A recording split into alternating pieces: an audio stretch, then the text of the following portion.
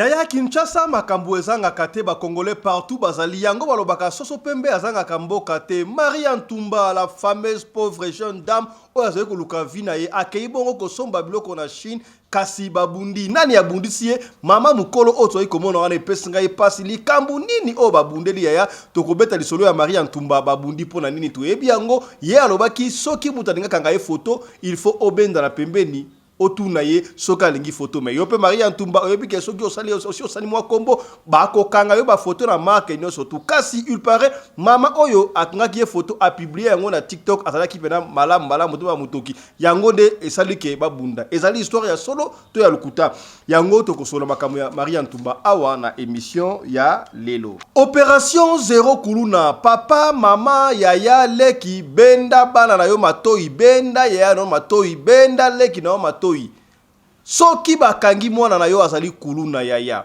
makamba kokenda kakanya makasese silo akende kanya makasese akende kotala bilanga fini po soki bokosala bilanga kuna bazali kozonga yaya ere yango yo mama olie yo oya kobondelaka pekisa mwana yo soki bakangi mwana yo peine de mort désormais 3 jours ya procès par semaine pour na bakuluna opération Zéro Kuluna wana ministre ya justice mwana mboka Constant Mutamba nde a lancé yango tokosolo yango kaka na émission ya lelo tokosenga na baimboka nyonso ba soutenir opération Zéro Kuluna oyo de lancer à partir ya lelo lobby déjà mercredi 5 audience ya monene kosalema na niveau ya Kanluka wapi plus de 300 kuluna bakozala jugé et condamné et na week-end oyo bango nyonso bakozala transféré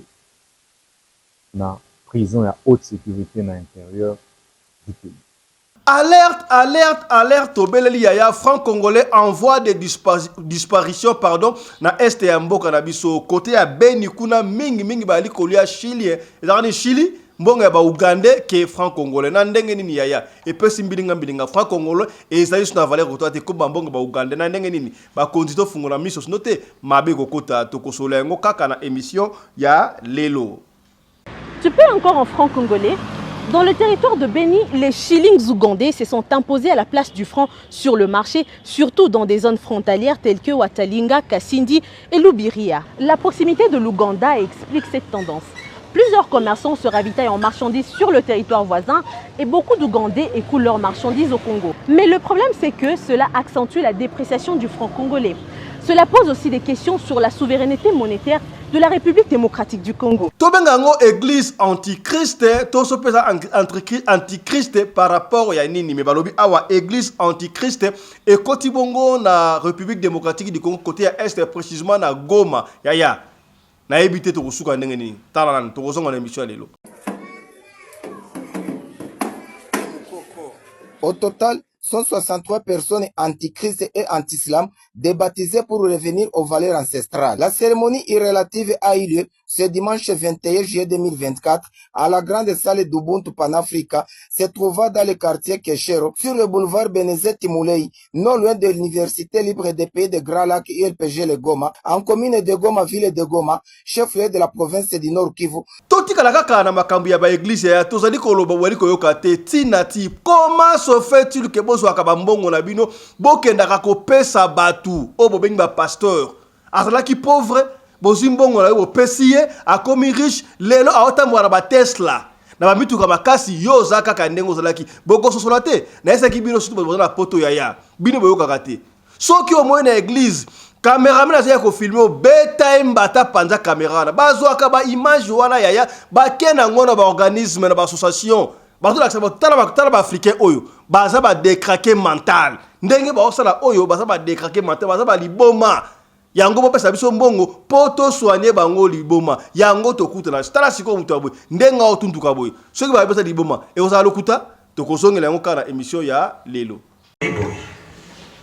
soki lelo tozali ba chrétien catholique orthodoxe boye na boye eza bien eza mabete mais tango catholique yaki ekutaki biso na nini tango orthodoxe yaki ekutaki biso na nini Tango protestant ekotaki biso na nini.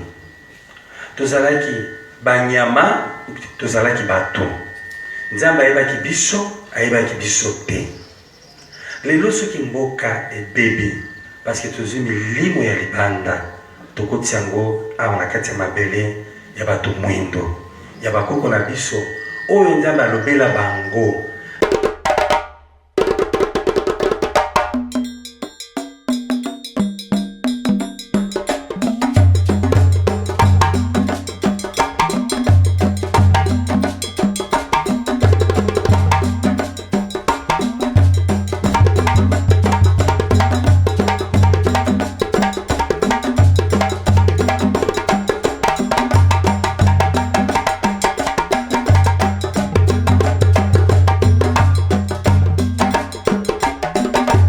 Mobali mbinga na mwina ngolo aboya hydroquinone soki ezotambola basheri bazokwea mayanga na retrouve douce tendresse affection epa na yo nasalelo nini mpo ndimake na kupendaka sana shitakwacha pe Yaya eloko oyo epesi ngai mutu koswa ya kosakana te toyebi ke Joe Biden président ya US tope ya États-Unis azali bongo en visite na Angola kasi yaya tomonaka musika ekamusinga comment se fait-il que Joe Biden aye na visite na Angola pona makambu ya Congo pas résoudre makambu ya Congo ya epesi ngai mutu koswa nga na comprendre yango te tokozongela ngo na émission ya lelo. Mbote na bino bandeko balandi ya radio Lokoyo télévision bisika nyos tu bozwami merci na confiance pe fidélité bozali kopesa programme oyo radio Lokole masolo et pas wapi tokutanaka chaque fois pona ko solola makambo zali koleka bongo na communauté na biso africaine en général mingi ya biso batu ya mangala ngai kombo na ngai Fiston Pelende tata ya Sedek tata mama toiko benda matoya ya bandeko balandi ya radio Lokole tozali na besoin ya kosilisa bongo année on a 45 000 membres. To bondeli yo papa otala kabiso, mama otala kabiso, tuna papa, mama, est-ce que o s'abonna déjà? Ce qui o s'abonna kobosa na te o partageaka. Kasi, ce qui o s'abonna te s'abonner. Ce qui o ebi ko s'abonner te benga ya mwasi, benga ya mobali akosunga yo pona o s'abonner. C'est déjà Noël. Nous arrivons vers les festivités. Na fin de l'année ya eza autorisé ceux qui ont besoin. Bosa la yo dédicace yo na papa na mama na bana. Komela biso ba kombo to kubanda kosala bino ba dédicace. Banda mokolo ya lelo ti de 31 ba dédicace parce que il a déjà Noël kendaka ndengwa na koyoka sonité tindela biso dédicace mais émission spéciale dédicace ya meilleur ya joyeux Noël to kosala bongo le 24 live na parlement choc ba dédicace bozo ko benga to solo makambo ya vie année le kindenge nini mais tozo préparer bino pour l'instant soko to tanga kombo na yo to pesa ba dédicace na di boto no so komela biso na privé ko ba kombo to ko tanga ba kombo na privé na TV pardon yaya batanga on na TV batangi kombo na yo na famille na yo kitoko wapi ya puna na tanga yo tata Sedek yemo katangi yo na télévision ndeska to lobaka mama emezola to tangi yo pena boy oh Eric Chimanuka utangi yo na télévision Trésor Pindi tutangi yo na TV Socrate Lumbu tutangi yo na TV kitoko wapi yaya tinaka erango yo voilà yambo to sola makambu ya Maria Ntumba ndenge babundi bongo na Chine mama moko alingia bunza mwana moke makambo nga na yo kakambi kamisa ngai to kolobaka mwa sima tika to développer makambu oyo ezali plus important pona mboka na biso. Opération Zéro Kuluna yaya na lobaki yango ne bandeli papa mama yaya yo zali na mwana na yo azalaka kuluna parce que soki ozali kuluna yaya yebalaka na ndabu ke ya azalaka kuluna mutako saote. Il y a une différence entre ba shege les enfants de rip na ba kuluna.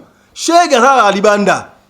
Shege pa koko mana kuluna oui mais alala libanda c'est la catégorie libanda ba shege. Mais kuluna azalaka mwana ndaku.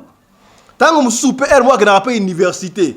Tango musala ba activité mususu akeya bimi na ndako yabi ake libanga asala na butu nzoka ke roboto na téléphone ba kuluna ba basi na mwana musala ki kuluna yaya opération Zéro Kuluna soki bakangi mwana na yo papa mama na babenda matoi koya kolela te oh mwana na ngai mwana alesa na mboka kuluna yaya peine de mort Constant Mutamba lobi peine de mort papa Fiston lobi nini peine de mort peine capitale axi nini yaya opération Zéro Kuluna soko lingi ofifa na mukili oyo kozala kuluna te tika kikuluna zwa ata mwa de paquet cigarette tia na coin banda koteka o tolobaki te tolobi yoka mutamba confirmer yango tokosenga na baimboka nyonso soutenir opération zéro kuluna oyo de lancer à partir ya lelo lobby déjà mercredi 5 audience ya monene kosalema na niveau ya Kanluka wapi plus de 300 kuluna bakozala jugé et condamné et na week-end oyo bango nyonso bakozala transféré na prison ya haute sécurité na intérieur du pays. Chaque semaine, on dit bien chaque semaine, Rosala na 3 audiences foraines. Pour que bakulu na nyonso bakoka Rosala. Na boende to sengi na population et collaborer, population et coopérer. Pour être aussi lisa définitivement phénomène autour au benga kuluna. Na deuxième mission ya commission ezali ya kosilisa makelele na bandako na biso autour au benga ba nuisance sonore. Moto nyonso oyo tokokanga ye akosalaka ba nuisance sonore akobetaka musique oyo eko déranger voisin non seulement bako confisquer biloko na ye ba matériel nyonso mais akozala obligé akofuta amende po ete kimia ekoka kokota na mboka bacongolais mpe bacongolais bacitoyen bakoka kozala na kimia. Voilà bamesure oyo commission na bino ezwi.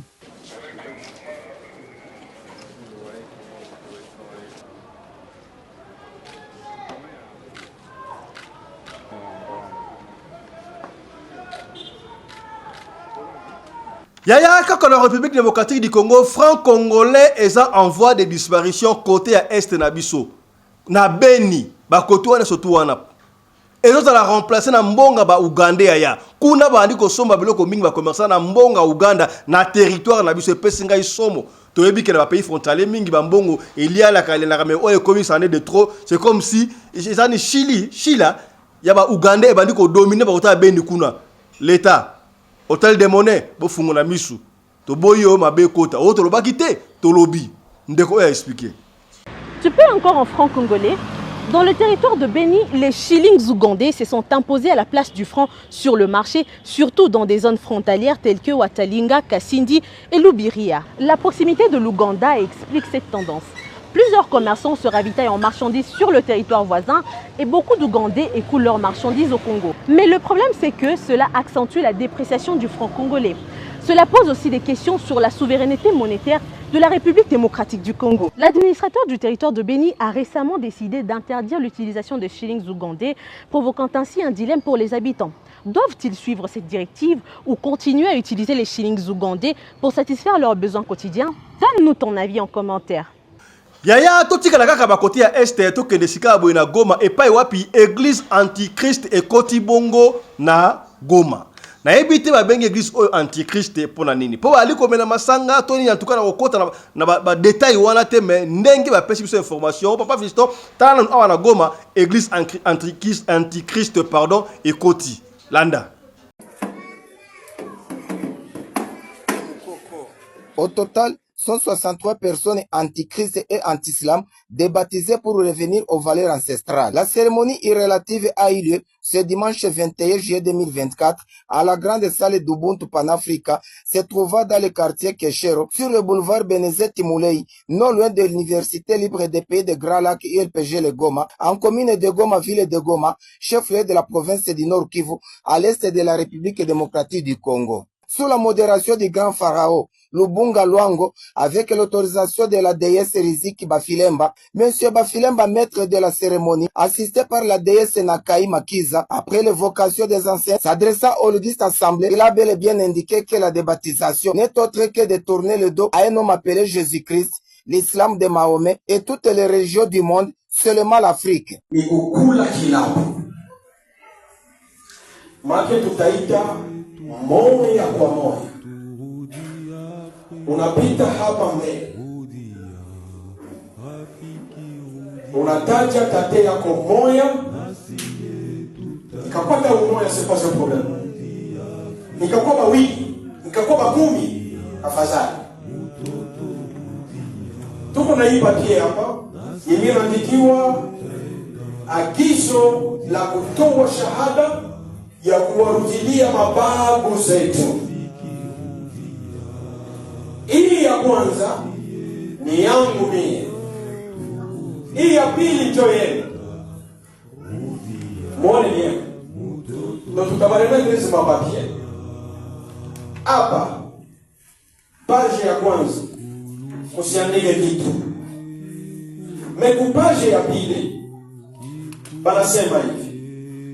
Mimi donc ile sami naandika jina yenye minapenda désormais mababu walinekonende kwayo, yenye haiku ya kizungu, yenye ni ya mapagani, yenye ni jina ya maadui ya Yesu Kristo, yenye ni jina ya ba antikristo, yenye ni jina ya ba 666.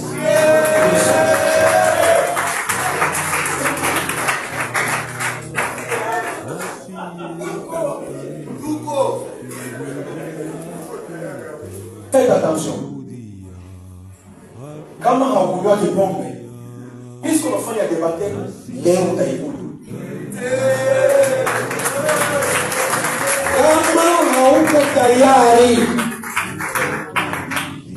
Kama hauko tayari kuchangia kikombe na watate yenu, njia tena. Donc, ungali unaweza désister hapa usijifanye débaptiser. Pourquoi mimi nasema aussi? Il faut les mettre en garde que ukakunywa hii kikombe, ukienda kuwa baptiser tena mkanisa, hatukatazi tuende mkanisa. Unaweza kushiriki mariage, cérémonie yoyote ya mariage na mkanisa. Mais hawezi kuwa tena baptiser. Deux, hawezi tena kukaribia ile meza chafu ya kanisa. Kama mkalifanya hapa tunakunawa. Si on va intimider, nous en avons venu baliruka basimu, nous en avons venu même balikufa puisque ndio kila kwenye mtafanya. Revenons un peu en arrière. Assisté par la déesse Nakai Makiza, mtoto wa Wabesha, mtoto wa Mpendela, mtoto wa Wabiwa, mtoto wa Lubunda.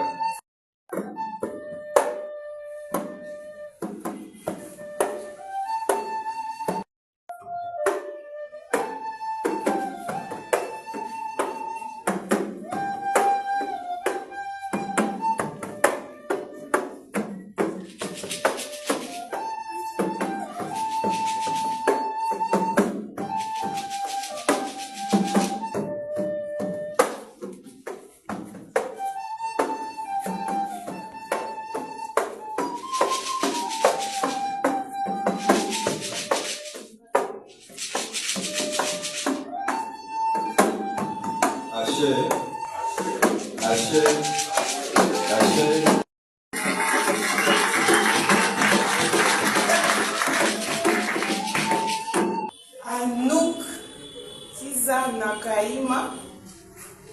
Et maintenant, je vais prononcer mes essais. Que mes paroles soient des paroles de vérité au travers des ancêtres, des Nétérous et de ceux qui nous ont précédés. Doua. Otepu. Kaka makambu ya ba église oya to likolo batongo midi poko ya bosala ka attention surtout batu o bazali na étranger na poto papa.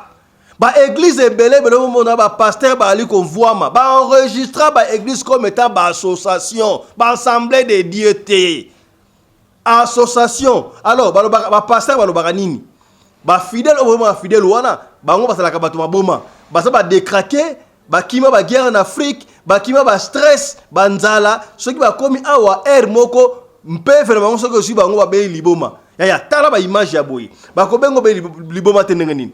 Siko moni mutaboy azoko tuntuka atie mwana mukongo mais azoko tuntuka azoko sambe na kwa ya est-ce que pona ko sambela il faut s'agiter boy nazoko benda o matoi omoni cameraman ozo sambela azo ya pembele yango mona ka mingi ba pasteur ba yebisa ka service na bango media muto azoko tuntuka mingi filmer ye potanga okende ku alaxi bango omoni o pena liboma ezuye na bute na dega o sakarate bo pesa ngambongo na singa ba pesa bango mbongo pona bino. Donc bazoko lia na mutuna likola mutuna bino bazoko lia bino nyonso ba leona mbongo na suna makanisi doki nyonso ba le bino pa pasteur autre loba kité olobi yaya makambu oyo tozali ko vivre lelo et ça makambu oyo loba makakala pe bakoko na biso yaya to belela katongo midi pokwa awa na radio lokole nous devons faire recours à l'authenticité papa fiston pour nous loba recours mais loba retour te na loba retour te na lobaka recours à l'authenticité. Ce que na lobi retour, c'est-à-dire que tozongi na tango wakala, tozui na ya bien, na ya mabe, toye nango te. Na lobaka recours. Ce que sali recours, tokeleka tozui ya malamu, ya mabe to tiki. To sala kandingo wana. Ba koko na biso kati ba ndako sambela te, tango wakala. Ba bandaka ko sambela. D'ailleurs na ba de la fois à chaque fois, Yemoko Léopold dia lobaki nini. N'allez pas en Afrique. Généralement, particulièrement au Congo, pour leur apprendre Dieu. Ils connaissent Dieu plus que vous. Bon, on va passage au Amike Oyo, par exemple, heureux les pauvres, comme le royaume des cieux ne leur appartient pas qu'on soit, pour qui pas richesse na bangote yaya. Bon, fout ça bango ba dim.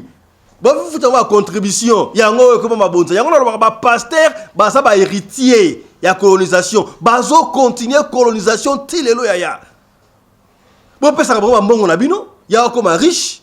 Bazo ka basi na bino, bazo ka ba na bino, o ba retraite. Yaya. Bon pesa ba pasteur mbongo tina décembre oyo.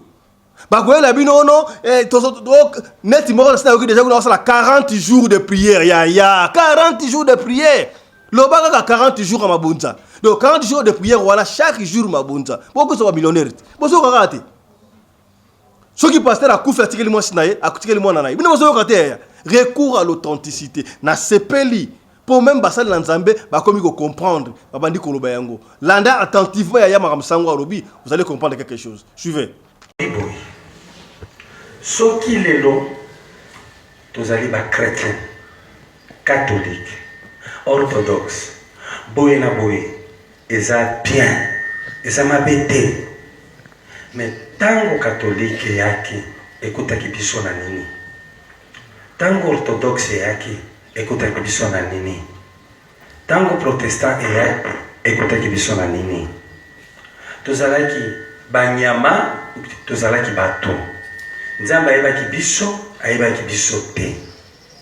Lelo soki mboka ebebi parce que tozwi milimo ya libanda tokoti yango awa na kati ya mabele ya bato mwindo ya bakoko na biso oyo nzambe alobela bango avant que makambo nyonso mabe na ba conséquences esalema na Congo kala alobela bango tozala ba prophète aloba na mafuta Polonia makambo nyonso ezali koleka lelo apesa pe otokoloba ba règlement na ba ordre o nini mutu mwinda kosala na Congo oyo na mabele oyo mais tobosala yango nyonso mundele aye abotoli apasoli yango alobi kofukama nde kosambela kokanga miso nde nzambe akoyoka yo komona mundele nde komona nzambe komona mundele basuki mundele nde nzambe komona mundele komona ba ange komona mutu mwindi komona démon kolata poso komona démon kolata elamba ya pembe komona nzambe kopakola mafuta ezali esantu kopakola mabele ya bakoko ezali démon na nyonso wana nde esali lelo tobosani mateya mafuta Polonia message ya Kipavita message ya Kimbangu baza ba prophète ba succédé lelo pe ngabe na lobi yango soki bolingi kozonga na kimia bato nyonso ezala ba pasteur ezala ba sango ba ignore nano eloko moko oyo batia yango ekomi première position la science occidentale et orientale parce que tango wana baye koyebisa biso catéchèse fukama tofukami gloire à toi Seigneur esalimi liboso ya nzambe tondimi eza doctrine fukama tofukami nde tozosambela kaka miso tokangi miso et les pauvres en esprit notre Père si on te chose fait comme ça au moment biso bazali kopesa biso idéologie wana epai na bango bana na bango bazotanga géographie bazotanga technologie bazotanga comment créer avion et téléphone mais biso tozali borné toke CBB pour l'unité évangile le temps d'aller cultiver à ezate et comme kaka ba église ko sauter mais ma belle les hommes continuent toujours. Pourquoi tu évoluer sur le plan scientifique, la scientificité, la technoscience, il y a tout le monde. Tu évoluer aussi sur la science des esprits ancestrales de nos ancêtres, leur doctrine, la coutume. Nous avons tout rejeté pour prendre une culture étrangère, des commissions de l'eau, l'iwa. Otali koto yo ba chinois, otali koto yo ba indien, otali koto yo mais butu mwindi ndi azopeze asaka pona kokotisa na badepo na bango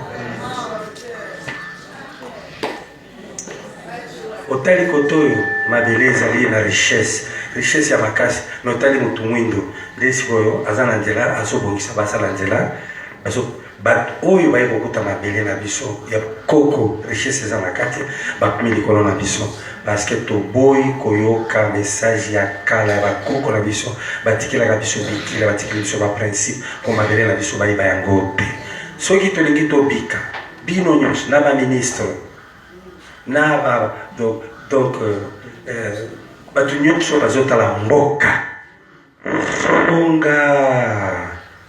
bozonga na coutume 1 de 2 bozonga lisusu na ba message ya ba prophète balobaka nini soki totosi yango kilokota masasi obeta bato te bapaya bakokatisa mai na biso te so bazokatisa mai facilement parce que mai nyonso toteka mais soki mai na biso ezalaki na puissance bakoti na mai boye baziki bakoti na mboka boye babongi place bakotelema boye mabele efungwami emeli bango puissance nyonso wana eza lisusu te toteki mboka epai ya bapaya toteki yango na mbongo te toteki yango na manière na culture oyo tobongisi tobebisi totikali kaka koparle ya langue shababababakopama na kokende poto nauti Amérique c'est rien là-bas Amérique topami na mabele oyo bami na mabele oyo mondele ya tondi akomi bien na mabele oyo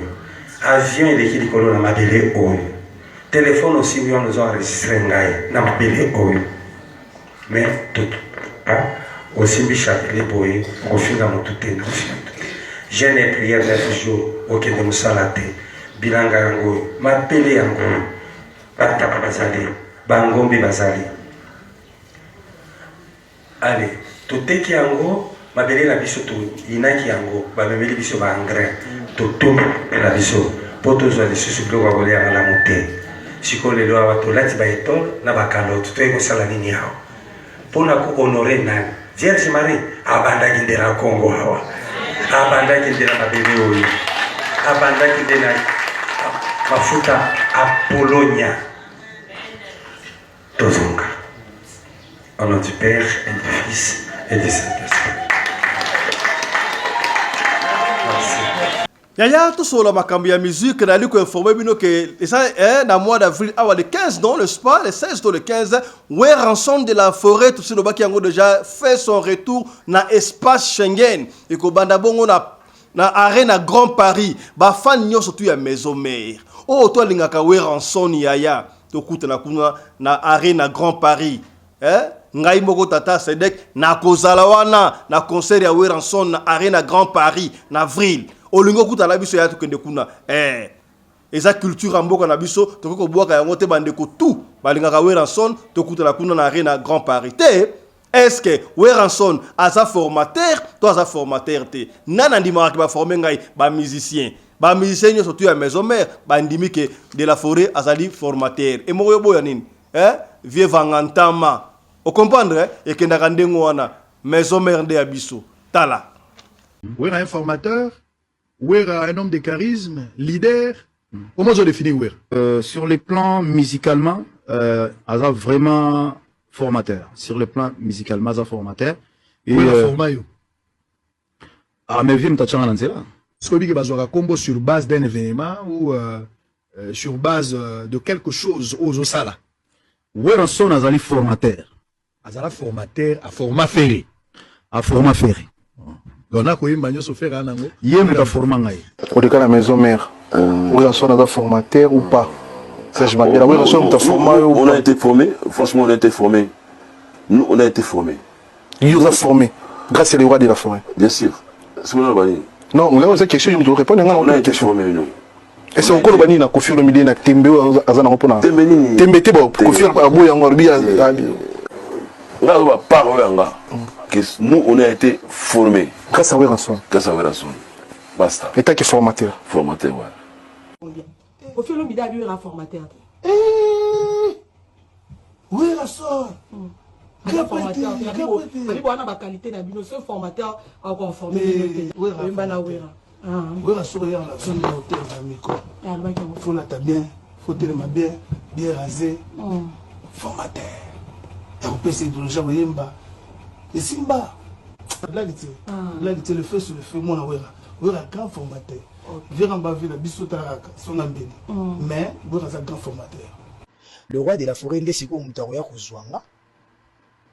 Pour l'accent siko musique pena.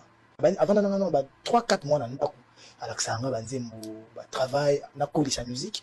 Yo bo benga Wera formateur de bato benga Wera. Donc nga na benga les grands formateurs donc matin midi soir les lolobi du janvier en décembre na benga les grands formateurs. Alors certaines personnes pensent que yo imba kolega Wera. C'est une opinion. Si tel est le cas, en quoi est-ce que Wera t'a formé? Sans mokonzi. Autant film moi Jackie Chan na Kokopai ton benga maître ni mo Kokopai oyebi ke Jomoro a beta Kokopai pe na koboma mais Jackie Chan a beta Joana sauva maître a sauva Kokopai. Or le karaté que Jackie Chan appliquait c'était la matière que Kokopai a pesakai et na iko bana tom so le batala plavi ma na le baté Kokopai ba oui baté pour ba bisu ba ton temps on va vacciner. Donc ça veut dire quoi? Un maître qui t'apprend, il t'apprend pas pour que tu restes jusqu'à la fin de tes jours na senae. Na limite que ba professeur va passer au cours, ba on va bandeli sous classe pour na mi balé, ba ko jwa susu. Ba ko masu na G3 à droit. Non. Ba on ba l'accès ki okak. Après yo, au jeu en vie, au jeu maîtrise, après on pour ça ko ba s'appelle oyayo. Le roi de la forêt, c'est lui mon grand formateur. Il m'a formé parce que j'avais ma voix. Il peut pas me donner la voix. J'avais une voix mais qui manquait de technique, qui manquait du savoir et de la connaissance. Ouais, Rasson, maintenant, il aime taper Singango. Te vois, vous en avez dit trop. Travail m'a dit, non, mon dégonné, Jinkoy. Oh, te travaille avec qu'est-ce pour voix et je appelle moi voix d'homme. Que ce soit Moko s'appelle deuxième voix. Si qui formateur, il y a les rois de la forêt, Yangwa. Au but, par rapport à tes bandes, quand tu vas courir, quand tu as couru, ah, non, quand tu as couru, yo, quand tu as couru. Je me souviens, dis-moi, répétez, Babengano, Babengano, le Bokuna, au fait, il faut courir. Pose au bon, on a couru, le Bokuna, ça, il faut courir. Nous, c'est une formation. Mais si tu l'apprends pas le football ou Cristiano, ils sont nés avec. Mais Babouno et Baviona, coach Mourinho, Salabo. Il faut reconnaître les gars qui ont vécu ça, je suis d'accord. Vous allez former par Weranson? Oui. Ah. Oui. Pourquoi? Pourquoi il va pas mais formation, ils allaient orientation. Parce que orienter, babite ko yebi ko yemba te. Pour pas former, nous va te ko yebi musala te, ba to so ba former ba on a misala, ba za quand même dans moi déjà quelque chose, ba ya na on a musala. Mais ba ko former pour pas orienter yo vers quelque chose. Donc Wera, as un formateur, il y a ba leader. Phénomène boule, voilà comment c'est à grandir, hein?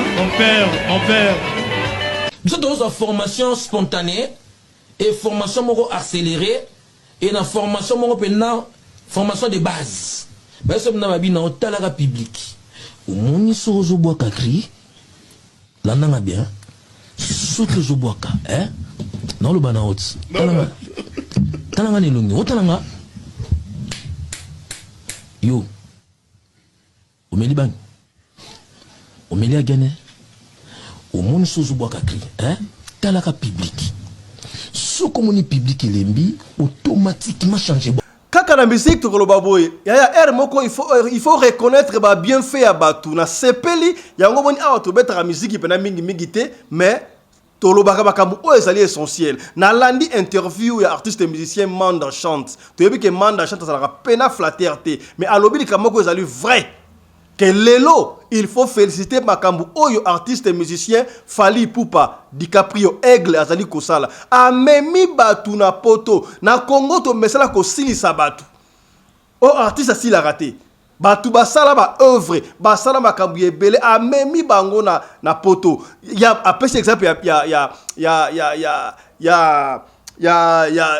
c'est qui ça le Fombo bas on a qui pas Pepe Kale le Fombake poto atinda mwasta ba na poto yemoko akangama na Kinshasa kena akotisa ba visa Schengen ata ba 40 fois azwate mais Fally amemi poto akiko kuta na famille na ye oyebi famille combien ba ressemble pona ye et s'il wante ba tu lokola ba bendo son amemi ba Montana ba tu o ba sila to ba dengo wana benga wasila mais a revaloriser bango kaka lokola faire égola pe a revaloriser qui ba artiste musus auto négligeant azong seki bango na dynastie voilà ce que nous voyons dans la musique il est allé plus loin pe akoloba lobi asuba le président ya Sokoda pour nani ba gocha falite parce que alors ça ba geste moko oyo sunga batu oui les musiciens en sont conscients na ce pays na franc parler ya Manda chante suivez nous saluer motema ya malamu wana ndeko Fally Ipupa azanango parce que les autres bien ont monté à malam ceux qui ont monté à ma bébé ont bien monté comme ils en a c'est ils ont battu on a besoin de mon élo monté bisous de mon la première place monté à madame parce que il y a un quartier le gars ba le Fombo famille à moi c'est le Fombo famille à le Fombo ba camarade le Fombo bazana les sengote ba na sengo makasi et si les sengo yali et si kanzamba yali et si ka passe yali et si ka satana zali je pense que sengo on est botti na mabota et les sengo moko ya robeta bravo d'ailleurs ngana zo lobaki fallait za premier ambassadeur Léon Nakata pays oh le premier ambassadeur parce que rôle ambassadeur na mboka ya nini ko sauver quand même combo ya culture ya mboka yo di banda partout ba mona ki culture ya mboka wana Congo lelo lelo ba valeur roga ba le Fombo ça ba valeur au Sarate ba valeur valeur ngo lo bateke soka bo même mutu potonde pesi place na valeur non mais ça valeur lelo quand même azaki na problème ya moi ça zaka na poto ya zaka awa et ndeko Fally apesi visa et que ko kokisa makambo ya kinongo posa abi asengi Schengen 2 ans ba visa zaka taboyaka yali sika robeta bravo ngana zo ba ndeko Fally ba yibi nga Congo la yibi na flatterté nazo ba pour na ko flatter le route je vis très bien na vivaka mieux ndenge na ngai ndenge nzamba pesa nga na vivaka donc naza d'ailleurs mu tete la flatter azakati donc eza signe malamu oyebi ke signe ndeko Fally asali wana lelo 3 ou 4 églises lelo na moni bakozwa bazwi pe initiative ya komema bandeko pasteur azwi ila komema pe bandeko mosusu na poto or ba pasteur ba komema bandeko na ba collaborateur na poto te donc Fally te ina ka pasteur pona ngai mokonza mboka apesaki ba passeport ambassade ya passeport diplomatique soki rapidement bakosala ngo pona ndeko Fally eza bien et mikolo ko yaka kuna soki pena ba Sokoda na biso ba changer mokonzi mutako ko ma PCA numéro 1 à pays et ali Fally Ipupa parce que azali na mawaya ko contrôler ba artiste ya valeur na kati ya pays et azo maté batute azo nyata batute kaka yaya awa na lingi hotel mamingi te na kozongela yango prochainement makambo ya visite ya Joe Biden président sortant américain Joe Biden bangole balai ko ganga awa to mona tata mokonzi ya moko ya biso akende États-Unis mbale belé mais nanu ba annoncer que Joe Biden akoya na Congo mais comme ici biso Joe Biden je crois ça il est premier pays africain aïe avant na ebité so na mandat na ito na femme na aïe na Angola alobaki akoya na Angola aïe na Angola kaselo e comme singa pesi ngai mutu ko soit Joe Biden aïe na Angola po na Angola te Joe Biden aïe na Angola po na bakamba Congo. Enfin, Yaya. Est-ce qu'on doit continuer comme ça? Les gens doivent commencer à parler de notre pays, de notre pays Moussoussou. Est-ce que pour parler Congo, il faut que Namboka Moussoussou? Après, on va parler Congo, Bakena Rwanda. Pourquoi ils ne peuvent pas venir chez nous, Mbalamoko, Namboka, Nabiso, Congo, RDC, parler Congo, Nabiso. Qu'est-ce qui se passe au juste? Comment Joe Biden a. En fait, il y a une guerre entre Chine et États-Unis. Chine et États-Unis. Parce que là, kotonga soki nzela moko ekoleka soki wapango ekota tikele kota goma kuna ba chino basi ba bandaki déjà ba américain balingo tika simata ba embangu bango basala paix. Et quand on parle de la Chine, tout le monde va Russie na sima ya. Mais est-ce qu'on peut pas négocier avec nous-mêmes les Congolais? Il faut que ba que négocier à partir d'Angola. Ils ont pensé ngam mutuko so. Na kozonga la likambo. Mais tant dans vidéo ba de ça était fait, ndenge va expliquer. Ngai pesi ngai mutuko so. Hey. 6h36. Good morning François, l'actualité à l'étranger, États-Unis, Chine. Alors c'est la bataille des minerais rares, l'Afrique qui est évidemment une terre riche à tout point de vue. Et Joe Biden est arrivé cette nuit. Vous vous rappelez, hier on parlait de chasse au trésor? Oui. Eh ben, on va parler de chasse au trésor géopolitique, parce qu'en fait c'est vraiment ça. C'est l'économie des 20-30 prochaines années se décidera à partir de ces minéraux stratégiques qui se trouvent au Congo. Et l'une des raisons pour lesquelles Joe Biden arrive en Angola, est arrivé hier soir, c'est précisément pour signer et continuer à investir dans un chemin de fer qui part de la côte angolaise et qui va jusqu'au cœur, jusqu'au Kivu, jusqu'au cœur du Congo, où se trouvent précisément les principales ressources minérales. Vous le voyez sur la carte, c'est un chantier gigantesque. Il y a 1500 kilomètres de voies ferrées à construire entre Lobito et Kolwezi. Et là où vous me dites, mais attendez, c'est quoi la ligne jaune là? Eh ben, la ligne jaune, c'est celle que sont en train de construire les Chinois. C'est-à-dire qu'en fait, il y a vraiment deux projets. Ah oui. C'est chacun de son côté, l'un par l'océan Indien, l'autre par l'océan Atlantique, de converger vers cette zone absolument cruciale. Pourquoi? Regardez ce que produit le Congo, aujourd'hui la République démocratique du Congo. C'est le premier déjà producteur africain de cuivre, c'est considérable. C'est aussi le premier producteur mondial de cobalt, la première réserve mondiale de coltan, la 7e réserve mondiale de lithium, et toutes ces matières premières, ces minéraux et d'autres terres rares sont indispensables à la fois pour l'économie numérique, pour faire les composants électroniques, mais également pour l'économie de la voiture électrique et de tout ce qui sera électrisé plus tard, c'est-à-dire l'économie verte, le lithium. Est-ce que ça veut dire ça, ces images, que Joe Biden assume la confrontation avec la Chine? Absolument. Et ce qui est incroyable, c'est qu'il le fait de façon plutôt cash, si je peux me permettre l'expression, parce que par exemple dans le briefing de la Maison Blanche qui a eu lieu juste avant son départ, quand on posait la question, mais attendez, c'est clairement un projet contre la Chine, il disait attendez, ils ont déjà 80% de ce marché-là sur le Congo. Ils ont pris une longueur d'avance sur nous indiscutablement. Mais nous, faire en sorte que 100% des productions ne partent pas en Chine, c'est l'objectif de la prochaine administration. Parce que derrière, vous le voyez bien, il y a l'idée que ce projet-là, c'est pas un projet démocrate, c'est pas le projet de Biden, c'est le projet des États-Unis et ce sera aussi celui de Donald Trump. C'est une histoire fascinante, passionnante, vraiment. En République centrafricaine, il y a une préfecture qui s'appelle Lobaye. C'est un grand territoire. Les Russes y sont battus, d'ailleurs, avec notamment les milices, pour essayer de mettre la main sur le diamant, sur l'or, sur le cuivre, etc. C'est un endroit qui concentre toutes les richesses du monde. 6h40. On a constamment demandé aux Congolais de signer des accords de paix avec le Rwanda. Le Congo a signé tous ces accords de paix, mais aucun de ces accords de paix n'a été respecté par le Rwanda, ce qui est quand même troublant lorsque vous n'êtes pas conquérant, vous n'avez pas une politique d'hégémonie vis-à-vis de votre voisin. Donc vous ne pouvez pas exiger la paix, on crée les conditions pour signer la paix et jamais vous respectez les accords de paix. Ce qui était déjà d'ailleurs le cas de l'attitude du Rwanda au moment où de sa conquête du pouvoir au Rwanda. Tous les accords de paix, notamment les accords d'Arusha, n'ont jamais été respectés par le FPR. Donc ce n'est pas une nouveauté pour le FPR, pour Kagame, de ne pas respecter les accords de paix.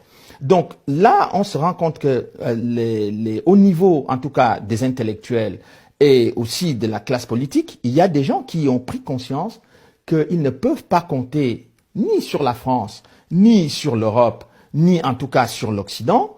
Et ils se sont dit que si on ne se bat pas tout seul aujourd'hui, on risque de perdre définitivement notre pays. Pourquoi? Parce qu'aujourd'hui, il n'y a pas que l'affaire du Rwanda avec les velléités rwandaises d'envahir. Il y a toutes les multinationales, mais il y a aussi la Chine qui est très présente là-bas. Il y a la Russie qui est en République centrafricaine, qui observe avec beaucoup d'intérêt ce qui se passe en RDC. Donc on est au cœur d'un affrontement géopolitique mais extrêmement dangereux pour la stabilité de la RDC. Et si les Congolais ne prennent pas le taureau par les cornes, ils peuvent facilement perdre leur pays. Vous voulez dire que leur pays sera dépecé? Il sera dépecé. Soit par des acteurs économiques internationaux sans contrôle, soit par différents acteurs nationaux. Ou sous-régionaux. Ou sous-régionaux, oui, oui, bien sûr. Ou tous ensemble. Ou tous ensemble. Donc, on est dans une configuration où le danger, et ce qui correspond à ce que M. Bernard Debré m'avait dit, c'est-à-dire il y avait des gens qui avaient un projet de balkanisation du Congo qui était sérieux. Et plusieurs années, le professeur Debré est aujourd'hui décédé, mais on se rend compte dans les faits que ce qu'il avait dit est en train de se réaliser. Et beaucoup de personnes qui avaient envisagé cette hypothèse-là sont obligées de constater que ça devient une réalité sur le terrain. Ce qui, moi, pose pas seulement à moi, mais à beaucoup de Congolais, c'est qu'ils sont quand même à plus de 10 millions de morts aujourd'hui dans ce pays. C'était la question que je vous posais initialement sur est-ce qu'on peut chiffrer à peu près le... Mais toutes les organisations internationales, je les mets au défi de nous donner aujourd'hui le nombre précis des victimes du Congo. Toutes les organisations internationales ont déserté le Congo. Parce que si on s'assoit pour faire la comptabilité macabre des victimes du Congo, ben, je pense que ce sera, comme dit le ministre de la Défense Charles Mignon dans la préface, ce sera une honte pour le monde démocratique, pour les pays démocratiques, de dire que on a laissé ou on encourage ce massacre de millions de gens au Congo. C'est quelque chose d'extrêmement grave. Ces morts-là, on en gênait moins que d'autres. Exactement, vous résumez bien la situation. Yaya, tout seul comme ya Marie Ntumba, tu connais la peine pour Marie Ntumba, oui c'est vrai. Yaya quand tu me t'as star en ça star quoi, papa fisto Marie Ntumba, oui, ça vedette à Yebani, na la ngai comme Marie Ntumba te. Mutayeba na ndenge ya bien, na ndenge ya mabe mais Isaac ka koyebana. Marie Ntumba azaba tu oyo basali que TikTok ezwa en plein et comme lelo TikTok, ça il faut reconnaître. Ba mérite ya batu, moi je reconnais ça. Marie Ntumba to yeba qui était. Mais tango wasali wana e comme ndenge comme wana. Aibimi, ayebi, ils ont profité. Moi, la moka outa les néants. Outa les néants, c'est de l'autre côté. Bah, ça l'opération presse, mais il va cataloguer comme Nzamba pessier grâce. Yaya Nzamba bimsaka batumik. Oh, bato bois kara mukilinde Nzamba bimsaka. Yaya, coopère d'espoir na vie na yote, coopère d'espoir te yaya. Muta tchaka point pas mutu ala Nzambe. Marie Ntumba mutu mo andimaka te ka ko Marie Ntumba lelo. Moi la moka ya mikondo. Ah, le côté, tu n'as pas 15 ans, 17 ans, avant de ma belle, donc il m'a voulu Marie Ntumba Zati. Mais Nzamba salier grâce. A salier grâce. Le lo Marie Ntumba comme modèle. Bah, tu vois, ça a su le Marie Ntumba. Alingi, a ça la Bible, le col Marie Ntumba. A ça la bouille. Moi, la salima boutique naïe. Abadi ko kende bachine, ou si que belé. Oh, et les cas qui n'dengoana. Alors, et ça consentiment naïe, le col a peu confié au midi à l'obaka, les gars, Fabi, bah, journaliste et moussou, batang à combo na été. Et ça n'dengue naïe. Marie Ntumba loba kino basi be baloba ngo ata didi kino pale alika kalabaka botanga suko mo na ipa mata lobaka yango Marie Ntumba lobe yango amino boka nga ba photo na robomba na te soko loka nga photo ya bisanga ipola ina lobaka ndengo wana lobaki parce que il y a eu déjà parce qu'il y a comme célébrité n'est-ce pas à so le ka Marie Ntumba bakagi ma vidéo Marie Ntumba ba filmer ba sali kutu ba théâtre ba sketch na comme ya Marie Ntumba donc ayebani déjà ayebanaki. Alors, il paraît pour la fin on a ba filma qui est ce qui peut ndenge mo ya mabe ce qui peut na mulili image et mettre les TikTok yamba moto yaya mikolo komika et là on tire au sala TikTok yamba moto ko samba le rola mbongo kala samba ko tout bien te je veux dire samba bien yaya ce qui peut varier tout azaki alamu ki na tongo yango bana basi to desa kabino yaya ta bana mba avant obima ata la porte du pangu ta la osali bien est-ce que bongi sinzo to obima oyebite na ngo filmer yo oye peut-être on filmer yo Marie Ntumba soka la mec soka nengeni soka ni alekuna allez ba filmer TikTok yamba moto atala boy ye image melongeza ki bien te et ba regretter à osaka te Marie Ntumba tout le monde a une photo très bien asala ka kitoko mais comment est-ce o bimbo neni ba bosa ke zaki mulili yango ya soki ba décision lo ba ki boyi bo filmer na ko bata maté soko moni azo le komoni e ben Marie Ntumba na ko zo vidéo à côté que l'autre zo vidéo ayeba pour sa position, ce qui n'est pas mauvais. Mais si ko ba tout bazo continuer ko filmer avec mout o ya ko filmer sans consentement na ye so ka moni a bunda na ye ba tongo pe o a ko bundi sa ye so ko sa makasi o beti ye so ko sa makasi o beti ye so ko sa makasi a beti yo so ko makasi boke nil mais ye a ko bunda non, Marie-Antoumba, des fois, oui, moi je t'apprécie, je t'encourage, à niveau commun, c'est bon, oso bunda bunda, mais,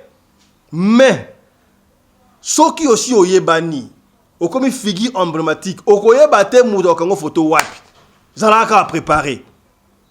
Bon sara, lumno bon sara wana. Ba ko filmer la position nyon surtout tinati. Ba on doit luka position ma be wa filmer on a bien. Yo sala rendre attention. Au ko pe ça mouta filmer yo. Position yebani déjà. Osa celebrity. To sur la pembe. Papa fiston, ozo côté la Marie-Antoumba po anini. Ça dans aller qui na hôtel, hein, na côté la vérité. Ya, so que bimaka na télévision déjà ya. Oza célébrité. Ba tumsu ba olinga ba kitisa yo. Ba tumsu ba olinga ba matisa yo. Salaka angele. Ko peksa muté o kanga photo te simbate. Pour oye bati ba o kanga wa photo. Ba ko publier o kaka. Est-ce que Marie-Antoumba ndima ke photo na fa na ma belé na ba age ba 17 juste ma kolokutu moité anima ke mona. Mais on a vu ça. Ce qui aussi comme figure emblématique, même le bombana eko bimana poisa ya. Donc ta comme la Chine, ko somba bilo na somba kawana, maman on pasa mukolo maman mukolo to boni wana. Azo filmer Marie-Antoumba. Aza pe na fa na Chine partout. Marie-Antoumba, maman on filmer Marie-Antoumba fala ka tara na selo bate yo pe mususu mwana na biso. Fala tika ko ça start. Oye ben déjà.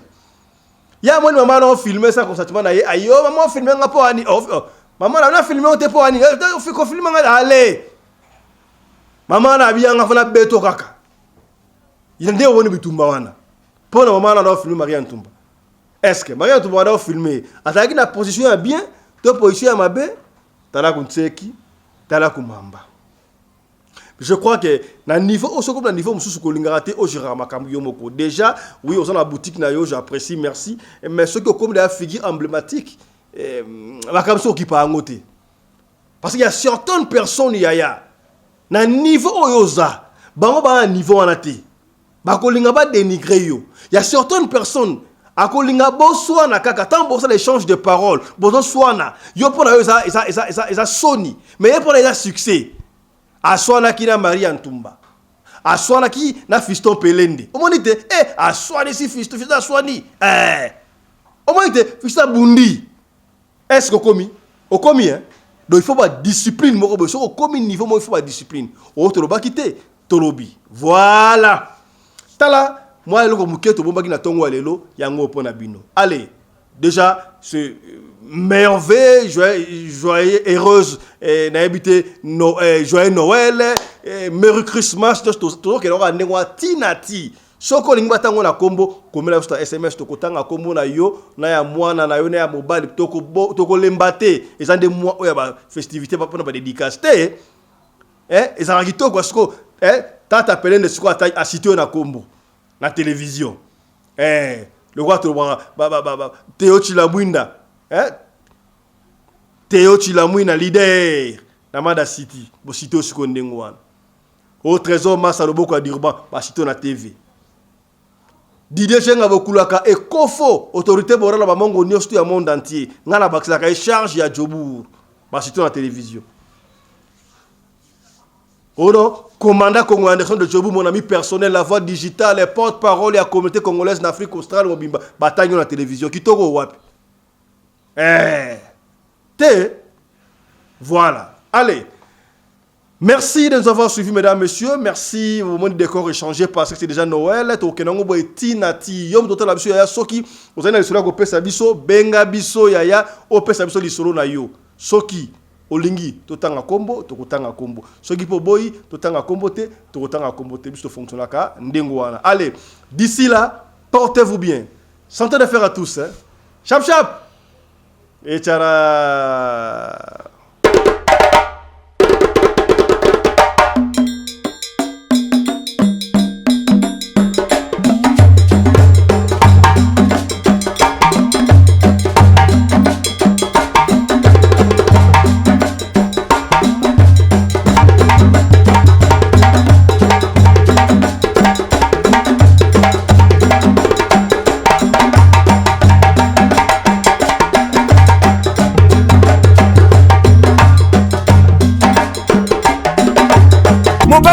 nga na mwina ngolo aboya hydroquinone soki ezotambola basheri bazokoyema yanga na retrouve douce tendresse affection epa na yo nasalelo nini mpo ndimake nakupendaka sana shitakwacha pele